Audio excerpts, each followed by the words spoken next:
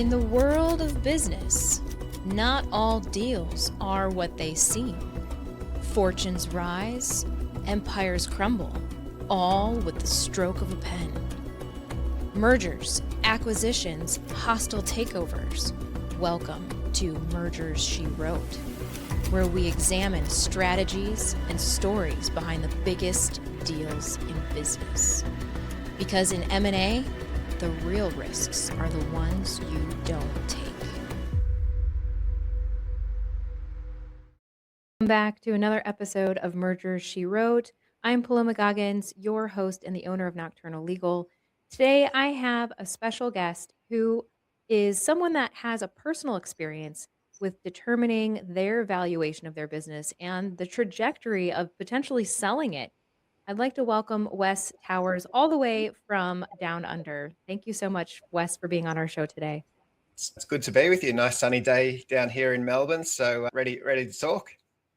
Awesome. Well, I am so glad that we were able to find a time. We were joking when Wes was going to be on the show that the time difference is quite substantial. So it's just his morning is just kicking off as we're recording this in the afternoon in Phoenix. So I'm really glad to have you on. Yeah, and I can see that on the camera the sun starting to glare. That sunrise is just hitting the camera right now. Sorry about that.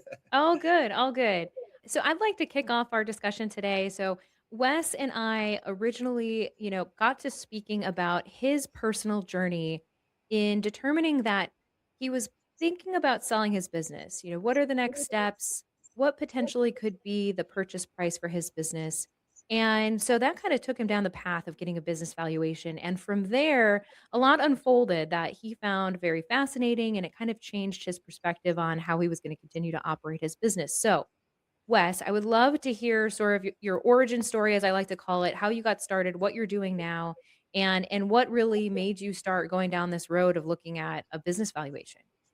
Yeah, well, I run a digital agency, and I've always been intrigued by how businesses are valued, simply because early on in my business, someone approached me saying they wanted to branch out into my region, and the easiest way for them to do that was to buy a little agency. And it was just a freelancing business back then, just me, very little work. So that didn't get pursued, but it did intrigue me about the whole process of what it takes to build a business that's sellable. And so I think it was 4 years ago now, I got the proper deep dive business valuation done, and it came in lower than what I had thought. I think that's probably common to all of us. Our little babies are so valuable to us because we've invested so much, blood, sweat, and tears into it. And there can be differences of opinion, of course, in these things, but it was fantastic to see where true value is measured and to see how we could potentially improve those things moving forward.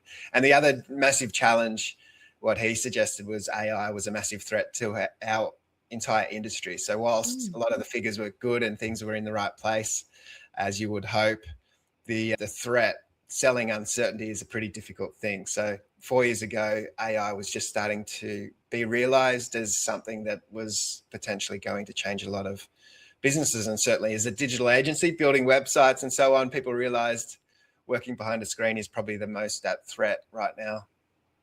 I think that is the ever presence of AI being a threat to every individual industry. Don't get me wrong. I feel like we get bombarded in the legal industry as well about how we're all sort of going to be replaced at some point. And I think it's too premature, in my opinion, across the board. I think there's so many ways that AI falls short. So anyone listening who is hearing us speak about this and thinking, oh no, another reminder that AI is coming for my position, I think we're a long ways from that happening quite yet. But so let's go backwards just a little bit in your timeline. So what made you start thinking about wanting to sell your business?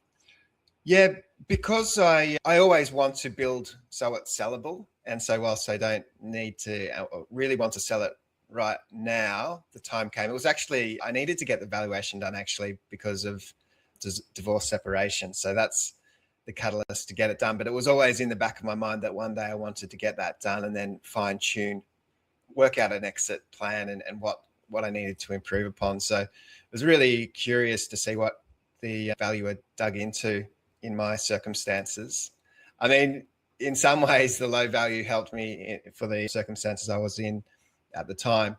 but it was also really helpful moving forward. So we've changed a lot of things, even the standard operating procedures, better them down. So whilst a lot of it was in my head and in our team's head, little gaps, because things change all the time in what we do, it wasn't rock solid enough. So we fine-tuned that and also made use of the technology. So reworked, revamped everything that we did, really. So streamlined a whole lot of things. So and had our most profitable year yet, the last financial year. So as a consequence of, tidying up some of these key things. Well, I like that you mentioned that while you got the valuation kind of out of necessity, but that you still had in the back of your mind that it was something that you wanted to do to just get a better sense of your business. And I think too often individuals think that they need to be actively selling their business or actively planning to sell their business in the next couple of months in order to require to get that valuation. And I almost think if you're, streaming along and you're growing your business and the plan is at some point to exit, which there's nothing wrong. I feel like sometimes people think, oh, telling people that I want to sell my business in the future is like this like dirty phrase, right? And the reality is pretty much everyone we know on Shark Tank is successful because they built and sold their businesses and that's their calling card is like they're flipping businesses and Yeah. reinvesting their cash flow. And so I like that you mentioned that the business valuation was something that you used as a tool to refine your business long before this, potential exit. Yeah. And it was fantastic. So even some of the things we've done websites for companies planning to exit. And I've always thought, hey, why didn't you do this earlier? The marketing material would have been pretty helpful for all of these years of trading, but all of a sudden you want to tidy these things up at the last minute to sell. So building out the brand a little bit better and the website and so on. So these things are valuable because they are valuable. They produce income and help a business grow and all of these things. So it's worthwhile doing them, even if you're not ready to sell or want to sell right now. I was talking to another guy. I host a podcast as well, and he was talking about an instance where he was the key man. He had a few employees, but he got really sick all of a sudden, was hospitalized. And so he had no systems in place to run anything. And all of a sudden his wife had to, know who to pay bills were coming in, invoices for subcontractors and so on. And she had no idea who to pay and even how to get to the bank accounts and all that stuff. So without these proper systems in built into your business, and these are the key things a valuer looked at, you're vulnerable to so many other things that could go horribly wrong. Well, and I was going to say, one of the things that Wes and I both have in common is that we work a lot with trades, and his agency is actually very specific to this industry. And I would argue, even though we're industry agnostic at Nocturnal Legal, we work a ton with trades and construction based businesses. And Yeah. I was curious in the business valuation, was you having a niche something that helped provide additional benefit, or was it something that was kind of overlooked in the business valuation? Yeah, reading it through, he didn't really mention that too much. It was pretty broad in terms of the Mhm. description of who we served. He was more interested in, what we're doing, websites, SEO, so search engine optimization and branding and so on. He didn't really list our niche at all, which I found curious. And the geographic locations we're in, he mentioned, but he didn't mention the niche, which I thought, I don't know why. Maybe you've got views on that. I don't know, but I think there's value in being recognized in a niche. I just don't Oh, know yeah. how you measure that. Maybe he found that difficult to measure as well, so he just didn't mention it. Yeah, I was curious only because I've seen valuations where they look to your industry competitors or your current market position. And I know not every valuation is the same and not everyone uses the same valuation metrics. And so in some Yeah, ways, a valuation can be very much a fingerprint or a snowflake or however you want to use the analogy in that you go from one individual firm and the process and the analytics and the math and the calculators that they use are not, I mean, one size fits all for sure. But yeah, I think there's value in the open market in having a specific industry, having a specific population or industry that you serve because it makes you special in a really noisy world. And so I was just curious Yeah. whether the valuation mentioned it because I would think that it would provide you with a competitive advantage being known in the marketplace as an agency that serves a specific niche instead of just, we do SEO for everyone. Yeah, I think so. I mean, it was, in my view, so similar the way in which he valued it from a, an accounting sort of standpoint. It's the same things that we look for in marketing. So one of the things was building out a database. So we're so keen for our clients to build that database, obviously through the website is a mechanism that can be done to gather leads and so on. But to have that in a structured and systemized way. So you've got a big list, a big database of potential clients, but also clients as well that you're serving. It was helpful for me to understand these things from his perspective, because when I'm speaking to tradespeople, just to remember to mention, hey, you should be gathering your database together of every inquiry that you ever get, because that's a person on your database that potentially might become a customer, and to contact them in some way, whether that be email marketing or SMS or whatever it is that you can do. It's all value for someone in the future potentially. Absolutely. No, and I would say that that resonates. I had an earlier conversation with an individual on Merger She Wrote. Her name was Carol Tice, and she does community building. And she was lamenting how kind of a not similar, but very, I would say the journey had similarities in that she went to go get her business valuation as part of an active desire to sell. Yeah. And same kind of concept, which was the level of uncertainty, like, they drilled down into metrics that she really wasn't prepared to share, right? How many recurring subscribers in your community? How many people are on your newsletter? Kind of these, like, social currencies that we just take for granted now, like, what's your follower number on Instagram? I mean, most people the average individual isn't viewing their follower reach as their value in life, right? And so Yeah. it kind of redefined her as well in the same way, and it sounds like in a lot of ways, your experience was very similar in looking at the valuation and seeing kind of areas where Yeah. you had gaps. Yeah. And so the recurring income was an interesting one, because we've got a fair bit of recurring incomes simply because, we're doing the website maintenance or the optimization, which might be monthly, and the website hosting. So that's annually. So there are recurring aspects, but there's no, I've never believed in contracts, long-term contracts. So it's Mm. always people can bail out any given month. So that was in some ways unhelpful, because they love contracts because that's another solid something, So I haven't pressed go on that, but I realize the value of having contracts. It's just a position of mine that I don't want anyone to ever feel locked into our service. So it's a decision that I know may be detrimental from a valuation point of view. But you know what? I think that underlines something exceptionally important for anyone who's listening that has values about how they want to work with their clients and the potential repercussions for evaluation and potential exit down the road is that Mm. just your values may not always be aligned with the ability to have a higher valuation, right? I mean, this is key. You're telling me and everyone listening that you would rather someone be happy with your service than stuck with you and having a recurring bill, which I think is way better in my opinion than someone to say, "Oh yeah, I've got everybody locked into 1-year contracts whether they like it or not." You know? Yeah, yeah, I know. So, I I think know. on some level, you've gotta, like, maybe leave some pennies on the table to be just a better business person is what I'm hearing from you.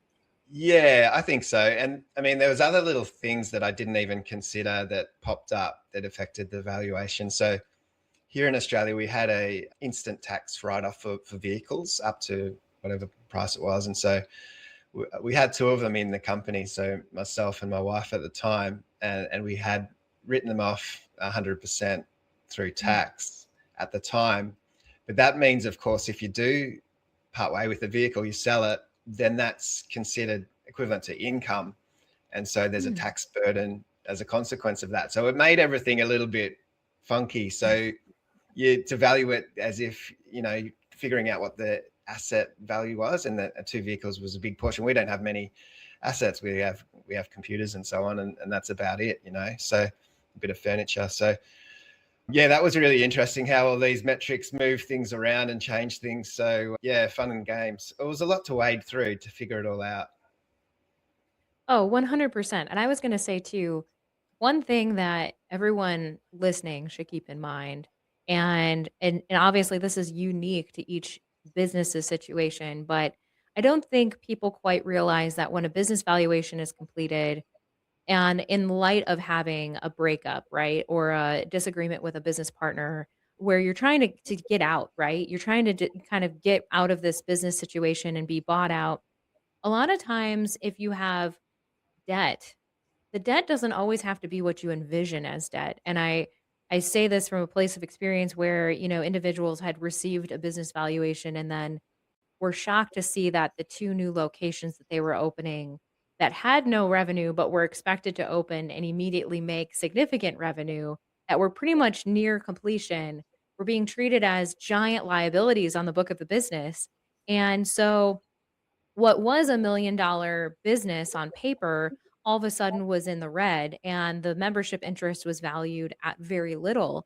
And I just felt like the valuation was so unfair because it was based on book value and not future revenue earnings or projections, which in my mind, I'm not a business valuer. I'm not in that space. So I don't quite understand or appreciate why we wouldn't have had that projection in there, right? Because the minute those 2 other locations open, there's going to be revenue. There might be, less revenue based on initial operating expenses, but the Yeah. thought that someone would be bought out at a price that was in the red for something that is arguably gonna be 2, $3 million at the end of that fiscal year just seemed wild to me. So, I say that as a warning that the business valuation is could be very much a surprise depending on your situation.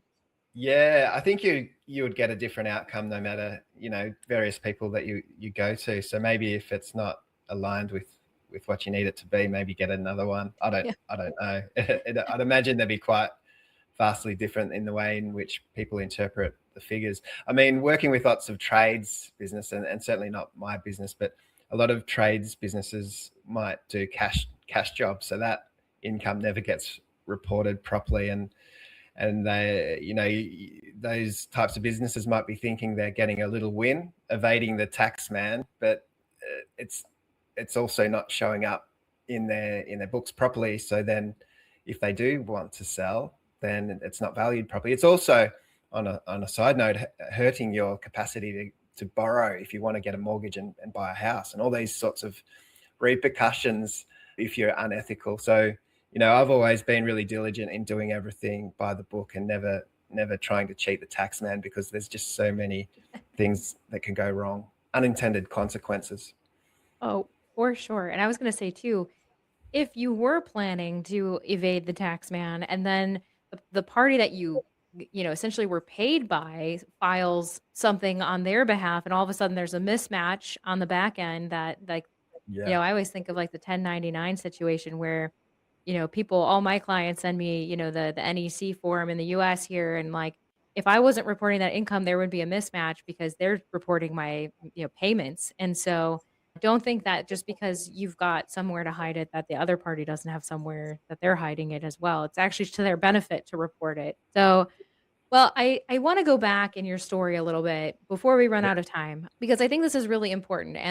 And I work a lot with clients that are thinking about exiting their business in the next couple of years, and the things that we work on are kind of the same things that you were describing, which is how do we decrease founder dependency? How do we get the business operationally optimized so that when you go to sell, it's an easier transition, you're increasing your business valuation, you're kind of closing those gaps that you talked about that you found in that business valuation.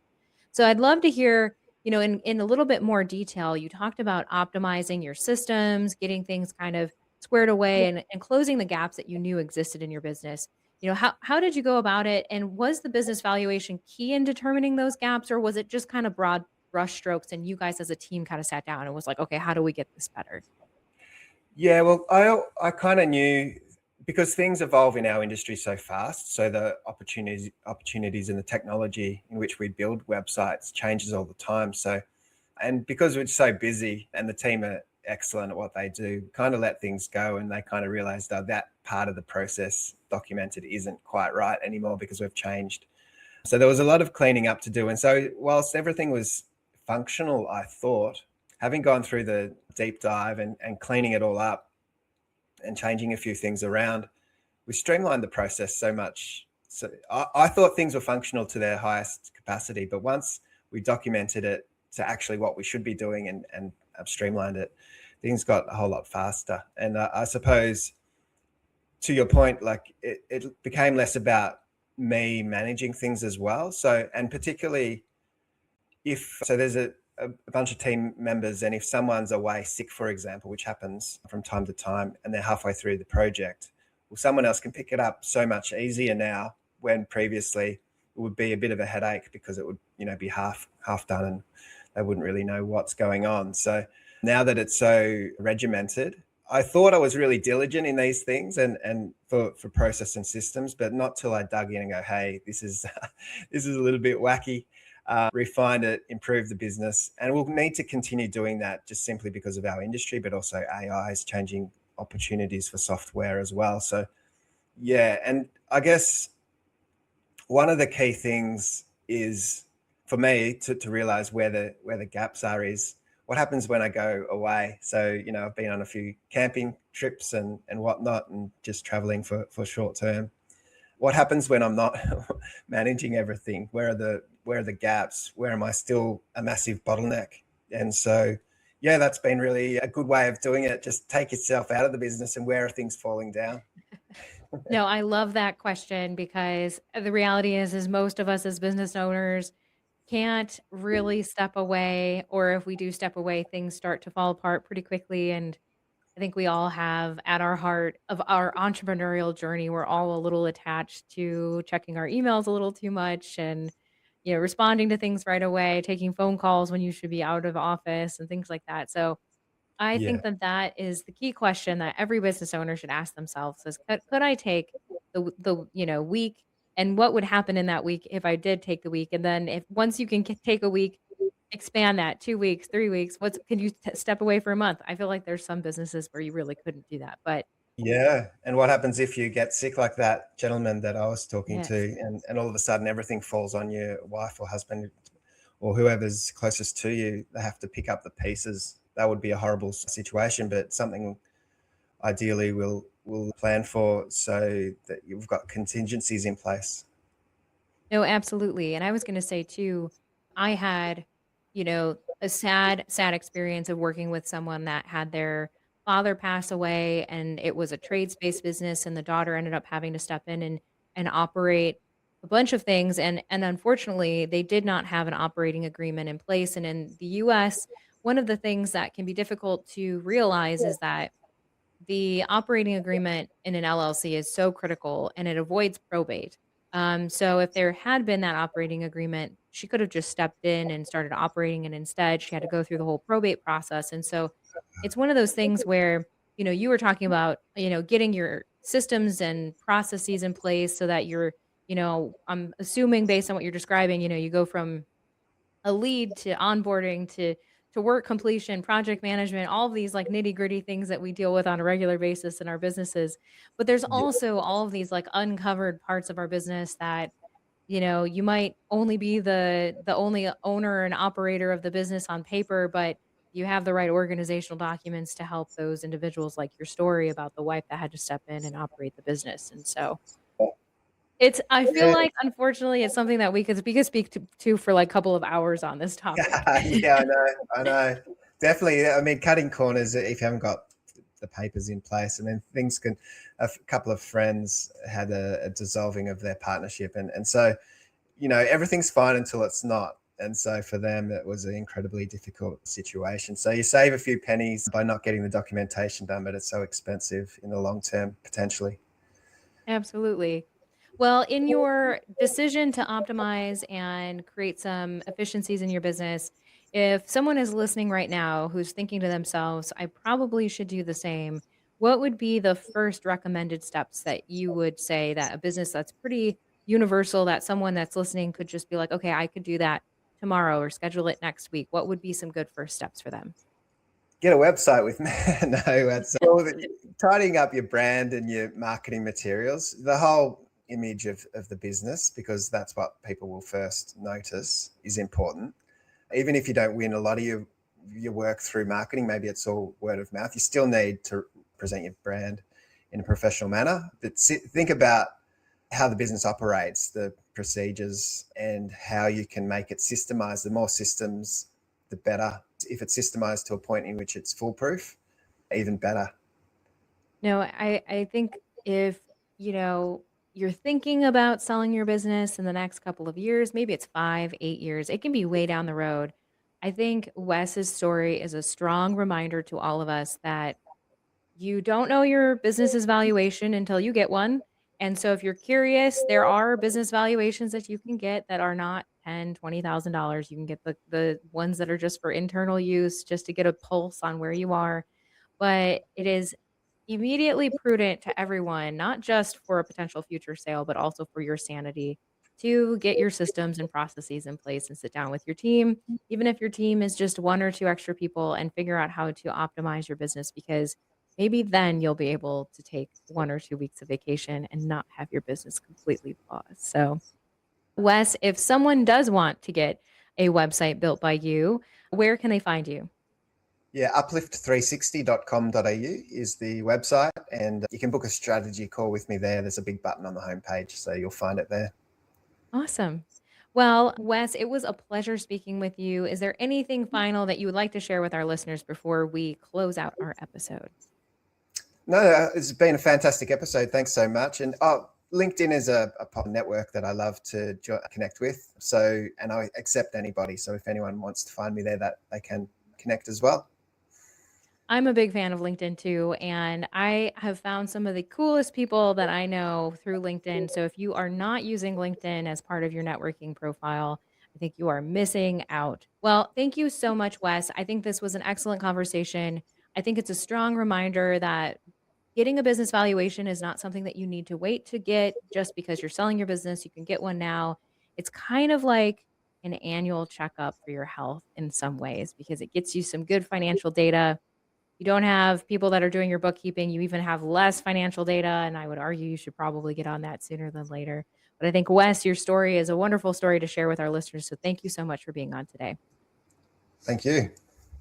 Well, if you like this episode, please like, share, and on any of our social channels, you can put a comment down. I always check them. I will, if I see a question for Wes, I'll ping him so he can be on there and answer your questions. And tune in next week for another episode of Murder, She Wrote.